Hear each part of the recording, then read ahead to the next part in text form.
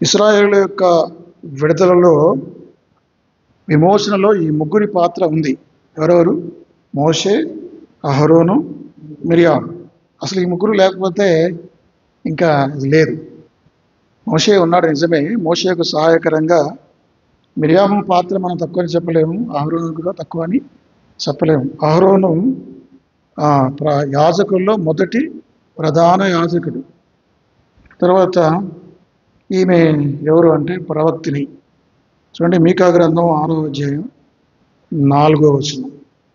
మీకా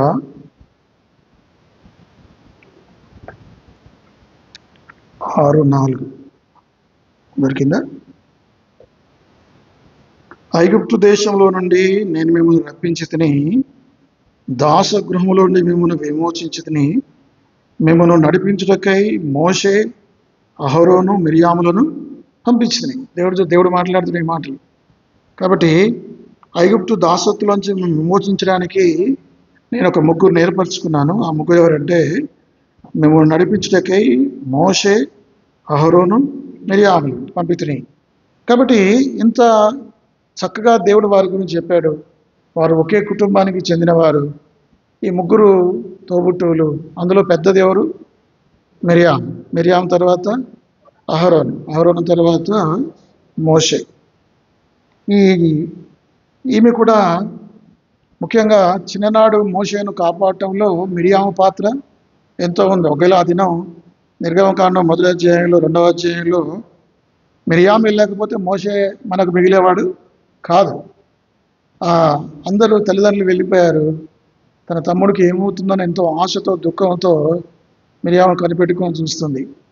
ఆ యొక్క ఫరో కుమార్తె వచ్చింది, వెంటనే పరిగెత్తుకుని పోయింది. అమ్మ, నీ దాసు నేను పిలుచుకురావాలా ఈమెను సాధటానికి అన్నట్టుగా చెప్పింది. చెప్పగానే ఆమె సరే అన్నది. వెంటనే తన తల్లినే తీసుకుని వచ్చింది. అంటే చిన్న వయసులోనే మిరియాము యొక్క సమయస్ఫూర్తి ఎంతో గొప్పది. కొన్నిసార్లు దేవుడు సమయస్ఫూర్తి అనేది చాలా అవసరం. మరొక వచనం చదవండి, 15వ అధ్యాయం నిర్గమకాండం 20-21. నిర్గమకాండం 15:20-21.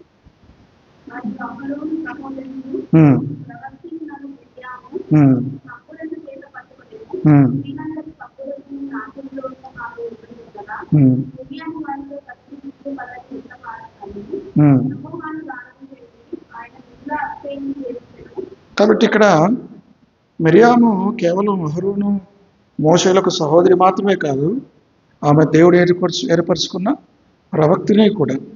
చక్కగా తంబుర వాయించేది, నాట్యం చేసేది, దేవుణ్ణి she's the leader of the choir అనొచ్చు ఒక రకంగా. సమాజాన్ని పాటల ద్వారా, స్తుతుల ద్వారా నడిపించే స్త్రీని. అయితే ఇప్పుడు సమస్య ఎక్కడ వచ్చిందంటే, సంఖ్యాకాండం 12వ అధ్యాయం 1వ వచనం. మోషే కూషు దేశపు స్త్రీని పెళ్లి చేసుకుని ఉండేది గనక అతడు పెళ్లి చేసుకున్న ఆ స్త్రీని మిరియాము, అహరోనులు స్త్రీని బట్టి మిరియాము, అహరోనులు అతని విరోధముగా మాటలాడేది. బైబిల్లో కనాను స్త్రీలను పెళ్లి చేసుకోకూడదని ఉంది, కానీ కనాను అంటే ఆ చుట్టుపక్కల ఉన్న దేశాలు, వీసీలు, హివ్వీలు, హిత్తీలు, మీకు తెలుసు కదా. ఆ కనాను స్త్రీలను పెళ్లి చేసుకోకూడదని ఉంది, కానీ నిర్గమకాండం 34వ అధ్యాయం, నిర్గమకాండం 34వ అధ్యాయం 16వ వచనం.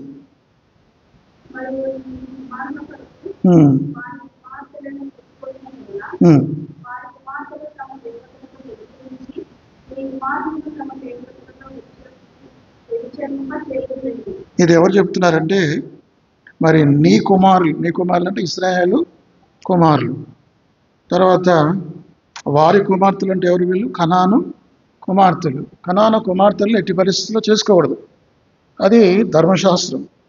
కానీ ఇప్పుడు వీళ్ళు ఎందుకు ఇవన్నీ వ్యతిరేకించారు? ధర్మశాస్త్రం చెప్పినట్లుగా కూషు దేశపు స్త్రీని ఆమె పెళ్లి చేసుకుంది. కూషు అంటే ఇంగ్లీష్లో ఇథియోపియన్ ఉమెన్ అన్నది, కానీ ఇథియోపియా కాదు, కూషు దేశపు స్త్రీ. కాబట్టి బహుశా ఎందుకు ఏమైనా వ్యతిరేకించారో మోషే అనేది మనకు తెలియదు. ఈమె సహజంగా ఇంట్లో పెద్దది కనుక మిరియాము డామినేటెడ్ ఉమెన్ అయి ఉండొచ్చు కదా.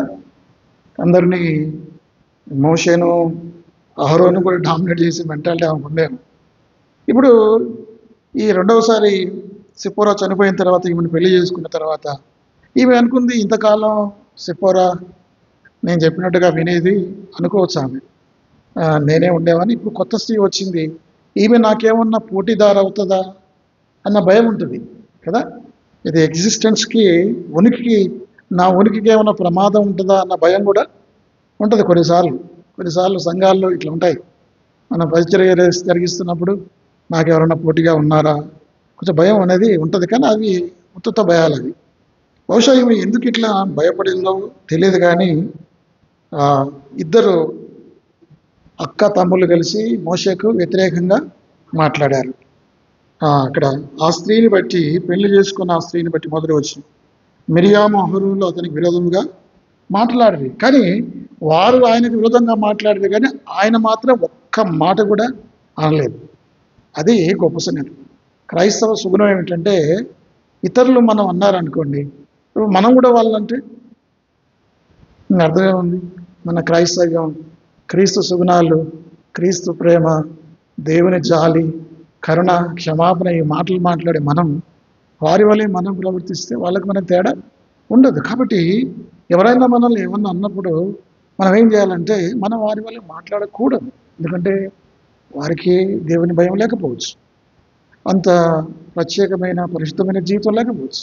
నేను ఎలాంటి వాడిని, యేసుక్రీస్తు రక్తం వల్ల విమోచించబడ్డాను. అంత మాత్రమే కాదు, సంఘంలో నాకు ఒక ప్రాముఖ్యత ఉంది, నాకు ఒక పరిచర్య ఉంది, నాకు ఒక బాధ్యత ఉంది. కాబట్టి నేను ఒక మాదిరిగా ఉండాలి. సేవకుడిగా నేనేం చేయాలి? మీ అందరికీ మాదిరిగా ఉండాలి. అది ఆలోచన రావాలి.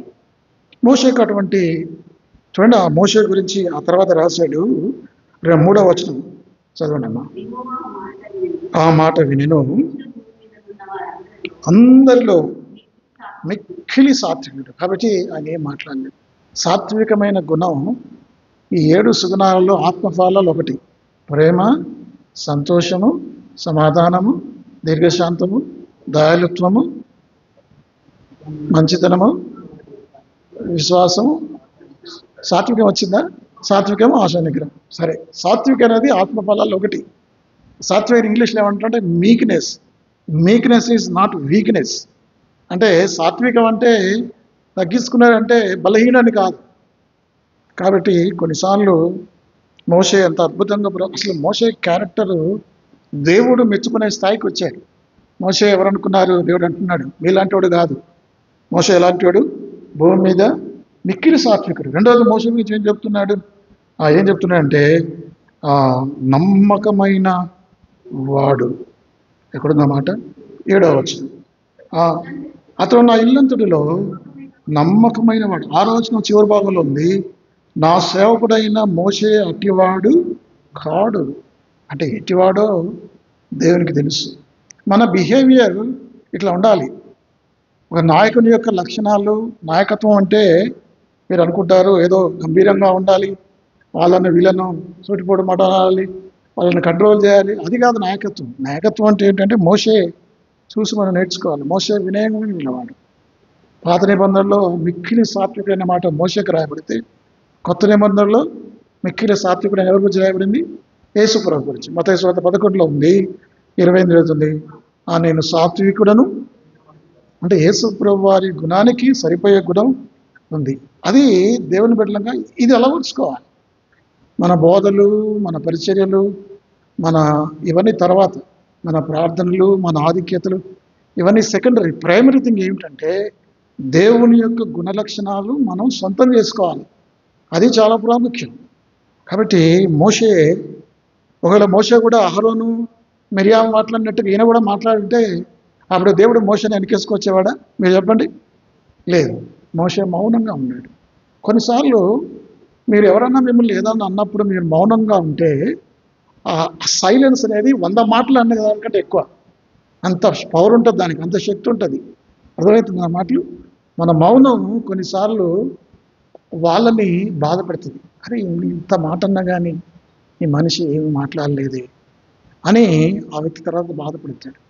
కాబట్టి అది ఆ పశ్చాత్తాపాన్ని మనం కలిగించాలి. మోషే అదే చేశాడు. వారు సనిగారు. ఇంకేమన్నారు వాళ్ళు? 2వ వచనం, మోషే చేత మాత్రమే యెహోవా పలికించిన ఆయన మా చేతను పలికింపలేదా? ఎంత మాటలు ఇవి. దేవుడు మోషేని పిలిచాడు. మనం ఆదివారం చూసాం. దేవుడు ఎవరిని పిలిచాడు? మోషే మోషే అని అగ్ని మండుతున్న పొదలోంచి పిలిచాడు. పిలిచిన తర్వాత నేను ఇశ్రాయేలు ప్రజలు విడిపించడానికి నిన్ను పంపిస్తున్నా అన్నాడు. అయితే నీకు సహాయకరంగా ఉండడానికి నేను ఏం చేస్తాను అన్నాడు. నాకు మాట మాంద్యం అయ్యా. నీకు మాట మాంద్యం ఉండొచ్చు, మీ అన్న ఆరోను చక్కగా మాట్లాడతారు కదా, నీకు మిరియాము మా అక్క, వాళ్ళకు సహాయకరంగా పంపించాడు. అక్కడ మెయిన్ పర్సన్ ఎవరు? ఇక్కడ కీ పర్సన్ ఎవరు? మోషే. మనం ఎప్పుడు కూడా ఇతరులతో మనం పోల్చుకోకూడదు. ఇతరులతో మనం సమానంగా చేసుకోకూడదు. అట్లా చెప్పి తక్కువ కూడా చేసుకోకూడదు. పోలిక అనేది చాలా నష్టాలు తెస్తుంది. కాబట్టి we don't compare with others. వాళ్ళ స్థాయి వాళ్ళదే, నా స్థాయి నాదే. ముఖ్యంగా పైనున్న వారి విషయంలో మనం జాగ్రత్తగా ఉండాలి. నాయకత్వం విషయంలో కోపతాపాలు ఉండొచ్చు, ఆవేశాలు ఉండొచ్చు, కానీ తొందరపాటుగా వాళ్ళ ఒక మాట మనల్ని అన్నా పర్వాలేదు, కానీ మనం మాత్రం వాళ్ళని అనకూడదు. అప్పుడు మనకు గౌరవం పెరుగుతుంది. ఇప్పుడు మోషే ఏం అనలేదు. మోషే చెప్పాడు, దేవుడు చెప్పాడు. మోషే అంటే ఏమనుకున్నారు? ఆయన క్యారెక్టర్ ఎలాంటిది అని చెప్పి దేవుడు మోషేని హెచ్చించాడు. మనం దేవుణ్ణి గణపరిచే, బైబిల్లో నన్ను గణపరచు వారిని నేను గణపరుస్తాను. మోషే దేవుణ్ణి గణపరిచాడు. ఎట్లా గణపరిచాడు? ఈ సందర్భంలో తన అక్క అన్న తను తిట్టినా కానీ, బాధ పెట్టినా కానీ, నువ్వు తప్పు చేసావు, నువ్వు కూషు స్త్రీని పెళ్లి చేసుకుంటావా, ఇజ్రాయెల్ దేశంలో నీకు ఎవరు లేరు, ఇంకెన్ని మాట్లాడినారో మనకు తెలియదు, కానీ ఆయన మౌనంగా ఉన్నాడు.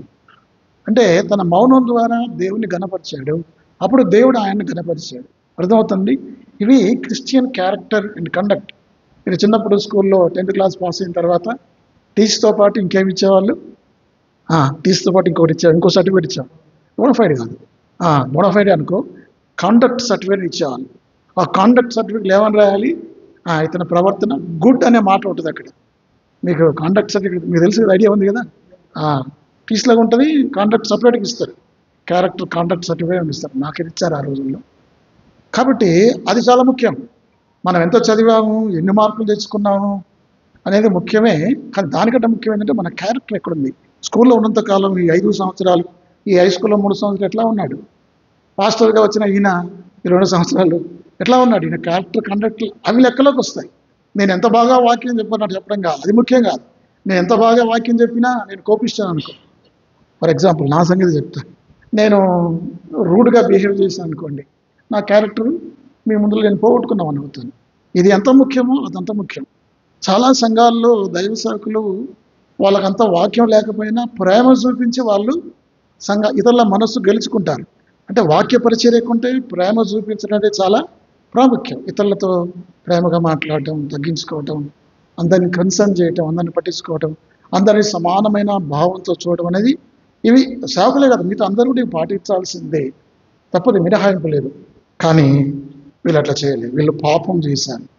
ఏం చేశారంటే వీళ్ళు పాపం చేశారు. కొన్నిసార్లు ఇతరులను విమర్శించడం కూడా పాపమే. యేసుప్రభువు అంటాడు, నీ కంట్లో ఉన్న నీ దూలం నుంచక నీ సహోదరుల కంట్లో ఉన్న నలుసును చూచుటేయాల. తన సహోదరుని ద్వేషించేవాడు నరహంతకుడు. బైబిల్ చెప్తుంది ఇట్లా. కాబట్టి మనం వాటిని పట్టించుకోవాలి. ద్వేషము, అసూయ, గర్వం అనేవి ఎంత చెడ్డ పాపాలో, ఎంత మనకు నష్టాన్ని తెస్తాయో, అవి మన క్యారెక్టర్ని ఎంత దెబ్బతీస్తాయో కొన్నిసార్లు మనం గ్రహించాం. కాబట్టి పాపం వల్ల వచ్చే జీతం ఏమిటి? మరణం. అంటే ఇంకో రకంగా శిక్ష ఉంది. అది మొదటి విషయం. రెండవది ఏమిటంటే శిక్ష, షేమ్. మొట్టమొదటి సిన్, దే మేడ్ సిన్. రెండవది ఏమిటంటే ఆ పాపానికి వచ్చేది ఏమిటి? శిక్ష. ఎన్నో వచనం? 10వ వచనం చదవండి. మేఘమును ఆ ప్రత్యక్ష గుడారం మీద నుండి ఎత్తబడిన మిరియాము హిమ వంటి తెల్లను కుష్ఠగలదాయను. అహరోను మిరియాము వైపు చూసినప్పుడు, చూసారా ఎంత ప్రచర్య చేసింది, ఎంత అన్న వెల్కమ్, సరే ఎంత పరిచర్య చేసింది, ఎంత ప్రవక్తగా చేసింది, మోషేని కాపాడింది, ఇన్ని చేసిందంతా ఒక్క మాటతో పోగొట్టుకుంది. చూసారా? ఇంత చేసిన తన జీవితకాలం చేసిన 40 సంవత్సరాలు, దాదాపు 80 సంవత్సరాలు ఆమె ప్రయాసపడింది. ప్రయాసపడలేదా? ప్రయాసపడింది. స్త్రీలను నడిపించలేదా? నడిపించి స్త్రీల నాయకురాలని. తమ్ముడు వాయించలేదా, వాయిద్యాలు వాయించలేదా, గాయని కదా, ప్రవక్తని కదా, ఆమె సహకారం ఇశ్రాయేలు ప్రజల విమోచనలో ఆమెది లేదా, ఉంది. కానీ ఒక్క మాటతో ఆమె కుష్ఠరోగం తెచ్చుకుంది. చూసారా? అంటే దేవుడు ప్రతి దాని లెక్కలో తీసుకుంటాడు. నేను ప్రతిరోజు బాగా ప్రవర్తిస్తున్నాను, ఈ ఒక్కరోజే కదా చెడ్డగా ప్రవర్తించింది, దీన్ని మీరు కన్సిడర్ చేయాలంటే దేవుడు కన్సిడర్ చేస్తాడు. చూడండి ఆ మాటలు, సామెతల గ్రంథం 14వ అధ్యాయం 34వ వచనం. సామెతలు 14:34. నీతి జనములు, చూసారా, నీతిగా ప్రవర్తించే వారికి ఏమొస్తుందట? ఘనత వస్తుంది. తర్వాత పాపము ప్రజలకు అది వేరే. పాపము ప్రజలకు ఏం చేస్తుంది? అవమానము తెచ్చును. చూసారా? కాబట్టి పాపం అనేది అది ఈ రోజు కాకపోయినా రేపైనా మనకు అవమానమే. మనం అనుకుంటాం పాపంలో భోగం ఉంటుంది, పాపంలో సంతోషం ఉంటుంది, పాపం వల్ల తాత్కాలికంగా ఏదో మనకు లాభం దొరుకుతుంది, తాత్కాలికంగా భోగం వస్తుంది. కానీ అల్టిమేట్గా దానివల్ల మనకేమొస్తుంది? అవమానం వస్తుంది. ఇప్పుడు ఈమెకేమొచ్చింది? ఈమె టక అనేసింది, ఆవేశంగా అనేసింది. నువ్వే మాట్లాడతావా? నువ్వేనా? దేవుడు నీతోనే మాట్లాడతాడా? మేమేం కాదా మాతో మాట్లాడా? నిన్నువేనా అని ఏదో అన్నది. కానీ పనిష్మెంట్ వచ్చింది కదా. హెబ్రీలకు రాసిన పత్రిక 12వ అధ్యాయం 5-6 వచనాలు. హెబ్రీలకు రాసిన పత్రిక 12వ అధ్యాయం 5-6. నా కుమారుడా, తృణీకరించకము, గద్దించినప్పుడు విసుగకము, ప్రభు తాను ప్రేమించిన వారిని శిక్షించి దండించడం చాలు. కాబట్టి మనం దేవుని కుమార్తెలమే, నిజమే, అందులో సందేహం లేదు. కానీ మనం గ్రాంటెడ్గా తీసుకోవద్దు, దేవుని కృపను గ్రాంటెడ్గా తీసుకోవద్దు. ఏమీ కాదులే, దేవుడు ఏమీ అనట్లే అనకు తీసుకోకూడదు. ఇక్కడ రాయబడింది, తండ్రి ప్రేమించి కుమారుని ఏం చేస్తాడు? శిక్షిస్తాడు. ఇది మామూలు శిక్ష కాదు, అవమానకరమైన శిక్ష. ఆ రోజులో కుష్ఠరోగం అంటే ఎంత భయంకరమైన రోగం అది. దానికి ఇంకేమీ లేదు, విరుగుడే లేదు, మందే లేదు, ఏమీ లేదు. స్వస్థత రాదు. జీవితకాలం ఆ పాల వెలుపల జీవించాలి. అలాగే ఉండాలి, నోరు మూసుకోవాలి. ఇంకేమన్నా వాళ్ళు, నేను అపవిత్రులను చెప్పాలి. అలాగే బ్రతికి, అలాగే జీవించి, అలాగే చనిపోవాలి. దానికి ఈ రోజుల్లో కుష్ఠరోగానికి కొంత మెడిసిన్ ఉంది, పూర్వ రోజులు ఆ పరిస్థితి లేదు. అంటే పాపం వల్ల మనకేమొస్తుంది? శిక్ష నిజమే. ఏమొస్తుంది ఈ కాంటెక్స్ట్లో? అవమానకరమైన శిక్షలు కూడా చాలా రకాలు ఉంటాయి. శిక్షలు కూడా ఆమెకు చాలా రకాలు. ఈమెకు వచ్చిన శిక్ష మామూలు శిక్ష కాదు, అవమానకరమైన శిక్ష. కుష్ఠరోగం వచ్చింది ఆమెకు, ఎంత భయంకరమైంది. కాబట్టి దేవుని బిడ్డలంగా మనం పాపం చేయడానికి సాహసం చేయకూడదు. ఒకవేళ ఏదైనా పాపం చేస్తే మా నోటి మాటచ్చే కానీ, ప్రవర్తన ద్వారా కానీ, ఇంకే రకంగానే మనం చేస్తే దానికి దేవుడు శిక్షిస్తాడు అని మనం గుర్తుపెట్టుకోవాలి. ఒక్కొక్కసారి శిక్ష వెంటనే వస్తుంది. ఇప్పుడు ఈమెకు వెంటనే వచ్చింది. ఎవరికి? ఈమెకు. కొంతమందికి బైబిల్లో చూస్తే చాలా ఆలస్యంగా వచ్చింది, వెంటనే రాకపోవచ్చు, కానీ వస్తుంది, శిక్ష వస్తుంది. శిక్ష తప్పించుకోలేము మనం. మనుషుడు ఏం విత్తునో అదే పంటను కోయిను. ఇప్పుడు ఎప్పుడైతే కుష్ఠరోగం కలిగిందో అహరోను ప్రార్థన చేయడం మొదలుపెట్టాడు, అహరోను ఏడవడం మొదలుపెట్టాడు. దేవుడు వచ్చి హఠాత్తుగా మేఘం నుంచి మాట్లాడాడు. దేవుడు చెప్పాల్సిందని చెప్పేసి వెళ్ళిపోయాడు. వాళ్ళిద్దరిని పిలిచాడు, మాట్లాడాడు, అయిపోయాడు. ఇప్పుడు అహరోను మాట్లాడుతున్నాడు. అహరోను ప్రార్థన 11. అహరోను, అయ్యో నా ప్రభువా, మేము అవివేకులం, పాపులమైన మేము చేసిన ఈ పాపమును మా మీద మోపవద్దు. ఇంత అహరోను ప్రార్థన చేస్తున్నాడు, కానీ అహరోను ప్రార్థన దేవుడు పట్టించుకుంటున్నాడా? ఇప్పుడు అహరోను ప్రార్థనను బట్టి ఆమెకు స్వస్థ వచ్చిందా? మోషే ప్రార్థన బట్టి స్వస్థ వచ్చిందా? మోషే ప్రార్థనను బట్టి. చూసారా? అంటే దేవుడు ఎవరికి ఎంత విలువయాలో వాళ్ళకి అంటే ఈయన ప్రార్థన వ్యర్థంగా పోయిందని నేను అనను. బాధతో ఆయన ప్రార్థన చేశాడు. తన అక్కకు ఇంతకాలం ఇంత నడిపించిన అక్కకి ఇలా జరిగింది అన్న బాధతో ఆయన ప్రార్థన చేశాడు. అప్పుడు ఆయన వచ్చి అహరోను వచ్చి చెప్పాడు, మోషేకి చెప్పవచ్చు, మోషే నేను ప్రార్థన చేస్తున్నాయా, ఏం మార్పు కలగట్లేదు, నువ్వన్నా ప్రార్థన చేయి.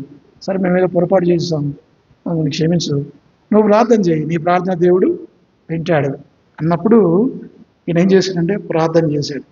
ఏమని ప్రార్థన చేశాడంటే 13వ వచనం చదవండి. మోషే ఎలుగెత్తి, దేవా దయచేసి ఈమెను బాగు చేయమని యెహోవాకు. ఇప్పుడు అదే మనం అనుకో, నేను అనుకో, మన సంగతి ఎందుకు? నేను ఆ స్థానంలో ఉంటే ఆవిడ ఏం చేస్తున్నావు, నువ్వు బాగా అన్నావు కదా, నీకు బాగైందంట, సహజంగా అంట.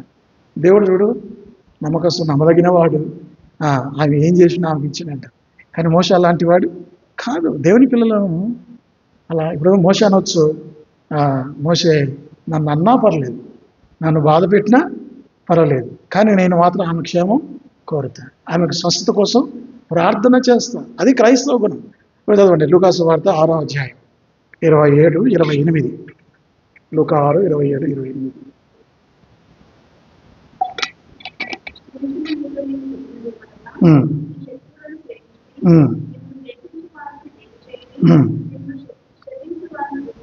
చూసారా, మిమ్మను మళ్ళీ చదవమా ఒక్కొక్క మాట.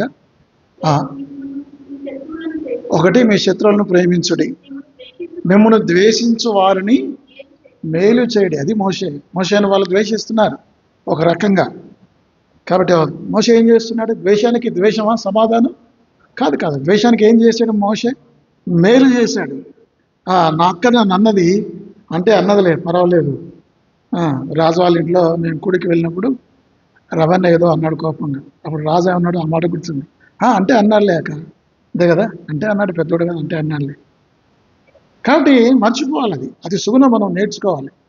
కాబట్టి ఈమెన మేలు చేయటం ఏం చేయాలి? ద్వేషించిన వారికి మేలు చేయడి, ఆ తర్వాత శపించి వారిని దీవించుడి. ఏం చేస్తున్నాం మనం? శపించిన వారిని. నిజంగా ఇక్కడ కూర్చున్న వాక్యం చెప్తున్న నేను కానీ, వినుసున్న మీరు కానీ, మనల్ని ఎవరన్నా వచ్చి శపించారనుకో, నిజంగా దీవిస్తామా? అనుకుందాం, మనకు మాట మనం అనుకుందాం. చెప్పడం చాలా సులభం అండి, నిలబడి బోధించడం నాకు పెద్ద కష్టమేం కాదు. ఆచరణలో అది ఎంత కష్టం. కానీ మనం చెప్పేదానికి మనం ఆచరించేదానికి అది ఎట్లుండాలంటే కోయిన్సైడ్ అవ్వాలి. అర్థమైందా? కాబట్టి శపించిన వారిని దీవించండి. యేసుప్రభు అట్లా చేశాడు. యేసుప్రభు ఏది చెప్పాడో అది చేశాడు, ఏది చేశాడో అది చెప్పాడు. అట్లా మనం నేర్చుకోవాలి. ఇంకొక తర్వాత ఇంకో మంచి మాట ఉంది, మిమ్మల్ని బాధించు వారిని కొరకు ప్రార్థన చేయడం. ఇది సరిగ్గా సరిపోయింది. అంటే లూకాసు వార్త 6వ అధ్యాయం 28వ వచనం లిటరల్గా మోషే జీవితం సరిపోయింది. ఎవరైతే మోషేను, ఏ అహరోనైతే, ఏ మిర్యామైతే మాటల చేత బాధించారో, అవమానించారో, అలాంటి వారి కొరకు ఏం చేస్తున్నాడు? ప్రార్థన గత వారం కూడా చూసాం. ఇశ్రాయేల్ అందరూ కూడా ఏకంగా వచ్చి, మమ్మల్ని ఎందుకు ఐగుప్తులో ఉన్న వాళ్ళని ఉండనీయకుండా తీసుకొచ్చి ఇక్కడ మమ్మల్ని ఎందుకు తీసుకొచ్చావు అరణ్యంలోకి? మమ్మల్ని చంపాలనుకున్నావా? చంపాలంటే ఇక్కడ సమాధులు ఇవ్వనుకున్నావా అని నీళ్లు లేనప్పుడు నీళ్ళ కోసం శనిగారు గొనిగారు అవమానించారు. కొన్నిసార్లు అయితే రాళ్లతో కొట్టాలని కూడా ప్రయత్నం చేశారు. ఎవరిని? మోషేను చంపాలని, అహరోను చంపాలని వాళ్ళు ప్రయత్నం చేశారు. అది ఎక్కడ జరిగింది? అది 15వ అధ్యాయం. 16వ అధ్యాయంలో మన ఆదివారం మనం చెప్పుకున్నాం. వాళ్ళు ఆహారం లేనప్పుడు ఏం చేశారు? ఆహారం కొరకు కూడా వాళ్ళు సరిగినా కానీ మోషే మరి దేవునికి ప్రార్థన చేశారు. అంతకుముందు మనం 32వ అధ్యాయంలో మనం చెప్పుకున్నాం. గత మంగళవారం ఏమని చెప్పుకున్నాం? 32, 33, 32లో ఏం చెప్పుకున్నాం? మోషే దేవునికి వ్యతిరేకంగా కొండపైన మోషే ఉన్నాడు. కొండ కింద ఇశ్రాయేలు ప్రజలు దూడ తీసుకొని బంగాళాపోత పూసుకొని పాపం చేశారు. అది మోషే కిందికి వచ్చి చూసిన తర్వాత ఉదయం తట్టుకోలేకపోయాడు, కొంత శిక్షించాడు. మళ్ళీ పైకి పోయి ఏం చేశాడు? దేవుణ్ణి వేడుకున్నాడు. అంటే కొండ దిగి రాకముందే దేవుని వేడుకున్నాడు. కొండ దిగి వచ్చి చూసిన మళ్ళీ పైకి వెళ్ళి దేవుని పక్షం, ఇశ్రాయేల్ పక్షంగా వేడుకున్నాడు. ఏ మోషే అనువాడు, చెప్పండి ఆ మాట, మోషే అనువాడు ఏమాయనో. ఎంత మాట అది! కానీ మోషే నిజంగా, మోషే క్యారెక్టర్ ఎంత గొప్పది. మోషే మామూలుడు కాదు. మోషే గురించి ఇంకొక మాట, హెబ్రీలకు రాసిన పత్రిక 3వ అధ్యాయం. అంటే మోషే సందర్భం వచ్చింది కాబట్టి ఆయన క్యారెక్టర్ను మనం జ్ఞాపకం చేసుకోవాలి. కొన్ని విషయాలు నేను చెప్తాను. 2వ వచనం, దేవుని ఇల్లంతటిలో మోషే నమ్మకముగా ఉన్నట్లు. అంటే మోషే ఎలాంటిది? మొట్టమొదటిగా నమ్మకమైన వాడు. 2వది 5వ వచనంలో ఉంది, ముందు చెప్పబో సంగతులకు సాక్షార్థముగా మోషే పరిచారకుడై ఉండి. మోషే గురించి 2 క్యారెక్టర్ రాయబడ్డాయి. ఒకటి మోషే నమ్మకమైన వాడు, 2వది మోషే పరిచారకుడు. అంటే is not celebrity but servant. ఆయన స్థాయి సెలబ్రిటీ స్థాయి. కొన్ని లక్షల మందికి నడిపించిన వ్యక్తి, మామూలు వ్యక్తి కాదు. అలాంటి వ్యక్తి కూడా పరిచారం చేస్తున్నాడు, తగ్గించుకుంటున్నాడు. దేవుని బిడ్డలంగా ఇటువంటి సుగుణాన్ని మనం కనుగొనాలి. కాబట్టి మనం బాధించే వారిని ఏం చేయాలి? బాధించే వారిని బాధపడదామా? లేదు. బాధించే వారి కొరకు ఏం చేయాలి? మనం ప్రార్థన చేయాలి, వాళ్ళ మేలు కోరాలి, వారిని దీవించాలి.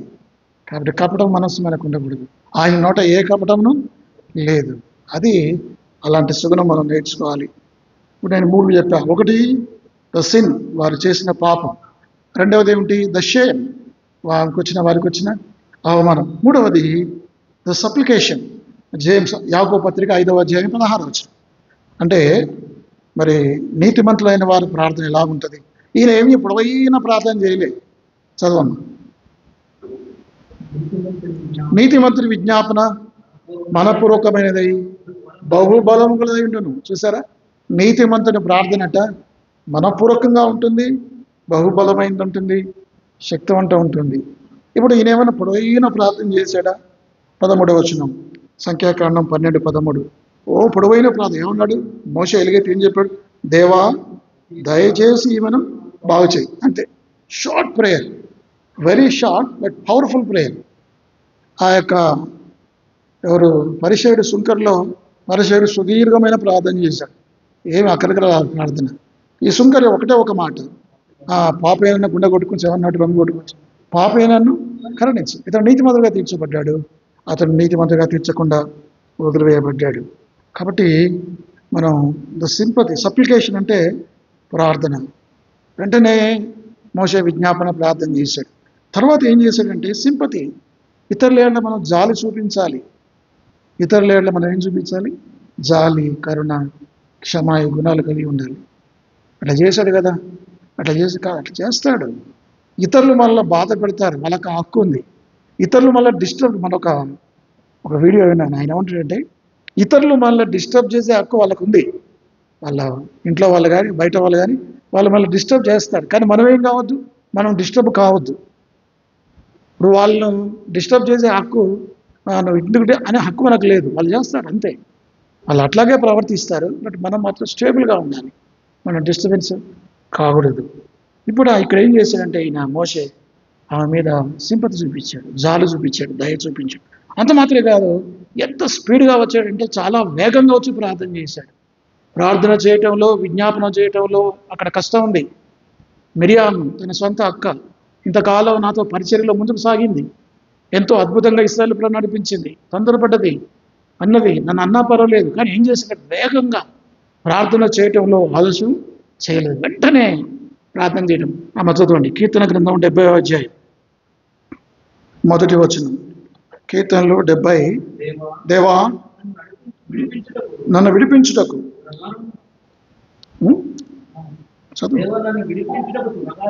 దేవా నన్ను విడిపించుటకు త్వరగారము, యెహోవా నా సహాయమునకు త్వరగా రమ్ము. ఒకవేళ సహాయం చేయడంలో ఆలస్యం చేసినానుకో, దేవా నన్ను చంపేస్తారు కదా. ఆ కింది వచనంలో ఉంది, నా ప్రాణము తీయగోరు వారు సిగ్గుపడి అవమానం ఉందుదురు గాక, నాకు కీడు చేయగోరు వారు వెనుకకు మళ్లింపబడి సిగ్గుపడుకుందురు గాక. కాబట్టి ఒకవేళ మోసే ఆలస్యం చేస్తుంటే ఇంకెంత నష్టం జరిగేది చూసారా. కాబట్టి ద స్పీడ్, వెంటనే మోసే విజ్ఞాపన చేశాడు.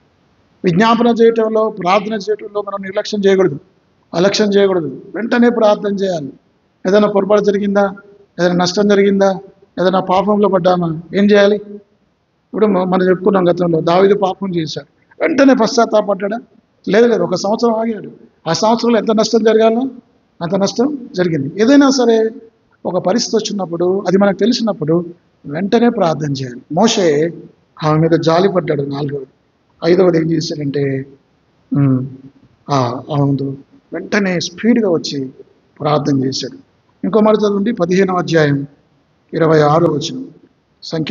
నిర్గమకాండం 15:26. 26వ వచనం చదివా మనం.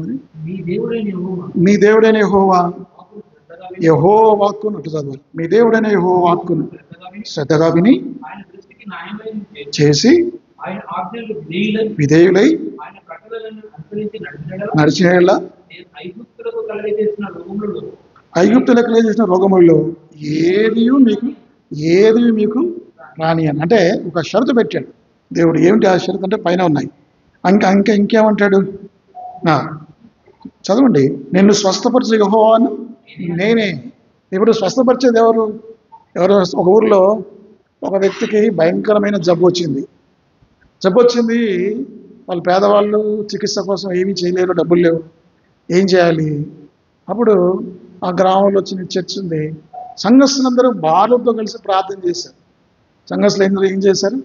భారంతో కలిసి ప్రార్థన చేశారు ఆ వ్యక్తి గురించి. ఆ వ్యక్తి కొంతకాలానికి బాగుపడ్డాడు, రోగం పోయింది.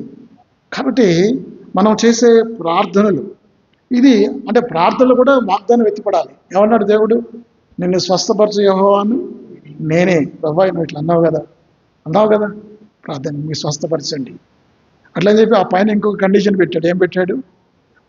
నేను నా శ్రద్ధగా వినాలి, ఆయన ఆజ్ఞలుగా అది చేస్తూ నిజంగా అది చేస్తున్న తర్వాత కూడా మనకి ఏదైనా జబ్బు వచ్చింది అనుకో, అప్పుడు మనం ధైర్యంగా ప్రార్థన చేయవచ్చు కదా. కాబట్టి ఇక్కడ ద సావరెంటీ ఆఫ్ గాడ్, దేవుని యొక్క సార్వభౌమాధికారం ఏమిటంటే దేవుడు స్వస్థపరుస్తాడు. ఇప్పుడు ఈమెకు రోగం వచ్చింది. ఎవరికి? మిరియాముకు కుష్టు వచ్చింది. ఈ కుష్టుని తీసివేసింది ఎవరికా?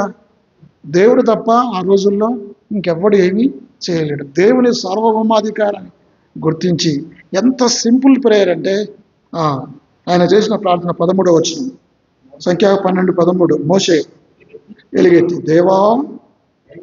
దేవా అంటే అర్థం ఏంటిది? దేవా అంటే అర్థం ఏంటి చెప్పండి? అంటే దేవుని యొక్క సార్వభౌమాధికారాన్ని గుర్తించి పలుకుతున్నాడు. దేవా అంటే దాని అర్థం ఏంటి? గాడ్ అంటే నువ్వు సర్వాధికారి అయిన దేవుడు, నీవు మాత్రమే చేయగలవు, నీవు మాత్రమే. అంటే దేవుని యొక్క ఔన్నత్యాన్ని మనం గుర్తించాలి.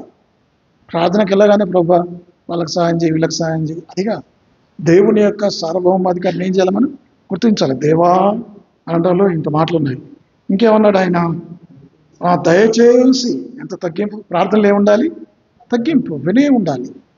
దేవుడు అహంకారాలను ఎదిరించి దీనులకు తన కృప అనుగ్రహించడం. మనం దేవుని దగ్గరికి వెళ్ళినప్పుడు తగ్గించుకోవాలి. బైబిల్లో ఆ మాటలు ఉన్నాయి. ఎక్కడ మాటలు? 4వ అధ్యాయం యాకోబు 4:10. 4:10 చదవండి. 6 కాదు, 10 చదవండి. ప్రభు దృష్టికి మిమ్మల్ని మీరు తగ్గించుకోనండి, అప్పుడు ఆయన మిమ్మల్ని. కాబట్టి మనం ఎప్పుడు కూడా దేవుని ఎదుట ఇప్పుడు మోషే ఏం చేస్తుంటే ఏం చేస్తున్నాడు? దేవా దయచేసి ఈమెను బాగు చేయమని యెహోవాకు మొరపెట్టు. Very short prayer. చూడండి ఎంత సింపుల్ ప్రేయర్. దేవుడు అంటే యథార్థ హృదయంతో పరిశుద్ధమైన జీవితం కలిగి మనం చేసే చిన్న ప్రార్థన దేవుడు ఆలకిస్తాడు కదా. ఒకవేళ మనం యథార్థత లేకుండా, పరిశుద్ధత లేకుండా, నీతిగా జీవించకుండా పాపం మన జీవితంలో కొనసాగిస్తూ నువ్వు ఎన్ని గంటలు ప్రార్థన చేసిన దేవుడు వినడు. కానీ నువ్వు పరిశుద్ధంగా జీవిస్తూ, నీతిగా జీవిస్తూ, సత్ప్రవర్తన యథార్థత కలిగి చేసిన చిన్న ప్రార్థన అయినా దేవుడు ఆలకిస్తాడు. కాబట్టి ఇక్కడ ప్రార్థన ఎంత పొడుగ్గా చేసావు, ఎంత తక్కువ చేసావు ముఖ్యం కాదు. ఇక్కడ ముఖ్యమైనది ఏమిటి?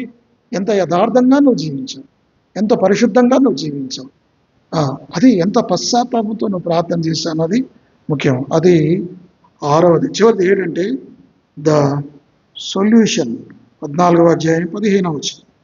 14వ అధ్యాయం 14 చదువుతాను, నేను చదువుతాను వినండి. ఇప్పుడు ఏం చేయాలి? అప్పుడు యెహోవా మోషేతో, ఆమె తండ్రి ఆమె ముఖం మీద ఉమ్మివేసిన ఎలా ఆమె 7 దినములు సిగ్గుపడుండు కదా. చూసారా ఎంత అంటే మనం ఏమైతే చేస్తామో అది మనకు వస్తుంది కదా. మనుషులు ఏమి విత్తున్నా అదే పంట. అవమానం. ఆమె కుష్ఠరోగం వచ్చిందే ఒక అవమానం. రెండో దేవుడు ఏం చెప్తున్నాడు? ఇంకా ఏం చెప్తున్నాడు? ఆమె ముఖం మీద ఏం చేయాలట? ఎవరేయాలి? ఎవరైనా తండ్రి బిడ్డ మీద ఉమ్మేస్తాడా? దేవుడు ఇంకొకరన్నా ఉమ్మివేయని చెప్పాడు. ఏమంటున్నాడు? తన సొంత తండ్రి ఆమె మీద ఉమ్ము. అంటే ఇవన్నీ ఏంటిది? పాపానికి వచ్చే పనిష్మెంట్లు, శిక్ష అనేది ఉంటుంది. అవమానకరమైన ముందే కుష్ఠరోగం అవమానం. రెండవది ఏంటిది? ఆమె తండ్రి ఆమె ముఖం మీద ఉమ్ము వేయాలి. ఉమ్ము వేసినా కానీ వెంటనే ఆమెకు తగ్గదు. ఆమె ఏం చేయాలి? 7 రోజులు పాలము వెలపల ఉండాలి. అర్థమైందా? అంటే ఇప్పుడు ఇంకొక మాట చెప్పి నేను ముగిస్తాను. చూడండి 15వ చదువుతాను. కాబట్టి మిరియాము 7 దినములు పాలము వెలుపన గడిపెను. మిరియాము మరలా చేర్చబడు వరకు జనులు ముందుకు. దీన్ని బట్టి అర్థమయ్యేది ఏంటిదంటే వాళ్ళ ప్రయాణం ఒక వారం రోజులు ఆగిపోయింది. ఎవరిని బట్టి? మిరియాము చేసిన తప్పిదాన్ని బట్టి. అంటే కొన్ని లక్షల మంది ప్రజలు ఐగుప్తు నుంచి కనానుకు వెళ్తున్న క్రమంలో వారి ప్రయాణం ఆలస్యం కావటానికి కారణం ఎవరంటే ఈమె. దేవుని మందిరం, దేవుని ప్రజలకు నష్టం చేసే వాళ్ళగా మనం ఉండకూడదు. ఒక రకంగా ఇశ్రాయేలు ప్రజలు వారి ప్రయాణం ఆగిపోయిందంటే కారణం ఏమిటి? దేవుడు కాదు, దేవుడు ఇచ్చిన పనిష్మెంట్ కాదు, ఆమె కారణం. అర్థమైందా? అప్పుడు ఆమె చేర్చబడ్డ తర్వాతనే మళ్ళా వాళ్ళందరూ క్యాంపు ముందుకు వెళ్ళింది. అర్థమైందండి? 7 విషయాలు మీతో చెప్పాను. ఒకటి పాపము, రెండవది అవమానము, మూడవది విజ్ఞాపన ప్రార్థన, నాలుగవది తను ఏం చేశాడు? తన అక్కను క్షమించాడు, సింపతి, జాలి, దయ చూపించాడు. తను బాధ పెట్టిన వారిని మేము బాధించే వారి కొరకు ప్రార్థన చేయడు. తర్వాత ఆలస్యం చేయలే, స్పీడ్ వెంటనే, ప్రభా నువ్వు నాకు ఆలస్యం, 70 కీర్తన మొదటి రోజునే ఉంది, ఆలస్యం చేయకు ప్రభా. ఆలస్యం చేస్తే ఇంకెంత నష్టమయ్యేదో, ఇంకెంత ఆరోగ్యం ఖరాబయ్యేదో. డాక్టర్ దగ్గరికి మనకు ఏదైనా సీరియస్ ప్రాబ్లం ఉన్నప్పుడు నువ్వు 1 గంట ఆలస్యం కూడా లెక్కలోకి వస్తుంది. రోడ్డు యాక్సిడెంట్ అయ్యాడు అనుకోండి, యాక్సిడెంట్ మాట ఫస్ట్ అవర్ని ఏమంటారు? గోల్డెన్ అవర్ అంటారు. ఆ ఫస్ట్ అవర్లో కనుక ఆలస్యం అయింది అనుకో, పారాలిటిక్ స్ట్రోక్ వచ్చింది అనుకో, 1 గంట ఆలస్యం అయితే దాని పరిణామాలు వేరు ఉంటాయి. ఆ ఫస్ట్ గోల్డెన్ అవర్లో హాస్పిటల్కి తీసుకెళ్తే అప్పుడు త్వరితగతిన అప్పుడు అంటారు డాక్టర్ 1 గంట ఆలస్యమైందయ్యా, ఇప్పుడు మేమేమీ చేయలేము. అట్లాగే దేవుణ్ణి వేడుకోవటంలో కూడా వెంటనే మోసే ఆ ప్రార్థన కూడా పొడవైన ప్రార్థన కాదు, పొడవైన షార్ట్ ప్రేయర్ చేశాడు, పవర్ఫుల్ ప్రేయర్ చేశాడు. వెంటనే దేవుడు ఆయనతో చెప్పాడు, మోసే నువ్వు ప్రార్థన చేసావు కదా, సరే నీ ప్రార్థన బట్టి నేను ఆమెను స్వస్థపరుస్తాను. కానీ ఏం చేయాలి అంటే ఆమె తండ్రి ఆమె ముఖం మీద ఉమ్మేయాలి, ఆమె పాల వెలుపల 6-7 రోజులు బయట ఉండాలి. చూసారా? స్వస్థత కలిగింది. కాబట్టి మన పాపాల విషయమై మనం పశ్చాత్తాపడితే దేవుడు మనల్ని క్షమిస్తాడు. కానీ దానికి వచ్చే శిక్ష మనం ఏం చేయాలి? అనుభవించాలి. పాపక్షమాపణ వేరు, శిక్ష వేరు. ఈ రెండు వేరు. క్షమిస్తాడు దేవుడు, కానీ ఆ క్షమాపణలో శిక్ష ఉంది. శిక్షను మనం తప్పించుకోలేము. 7వది ఏమిటంటే ద సొల్యూషన్. 7 విషయాలు మనం గుర్తుపెట్టుకోవాలి. దేవుని బిడ్డలుగా మన క్యారెక్టర్ ఎలా ఉండాలి, మనం ఎలా ప్రవర్తిస్తున్నాం, ఎలా ప్రార్థిస్తున్నాం, ఎలా ఇతరులతో ప్రవర్తిస్తున్నాం, ఇవి చాలా ప్రాముఖ్యమైన విషయం. ఆ విధంగా ప్రార్థనలో ఇవన్నీ కూడా మరి మోషే యొక్క గొప్పతనాన్ని, మిరియాము అహరోనుల యొక్క పాపం, దానికి వచ్చే శిక్ష ఎంత గొప్పది, ఆ శిక్ష పోవడానికి ప్రార్థన ఏ విధంగా సహాయం చేసింది, ఇవన్నీ జ్ఞాపకం చేసుకొని మనం కూడా ఒకటి పాపం చేయకుండా ఉండటానికి జాగ్రత్త పడదాము. మన మాట ద్వారా, మన ప్రవర్తన ద్వారా, మన యొక్క నడవక ద్వారా ఒకవేళ ఏదైనా పాపం చేస్తే వెంటనే ఒప్పుకోవడానికి ఆలస్యం చేయకూడదు. ఇతరులు మనం క్షమించాలి. ఇవన్నీ ఇందులో ఉన్న పాపం. ఈ పాపం వల్ల వచ్చే అవమానాలు, 3 అంతల అవమానాలు.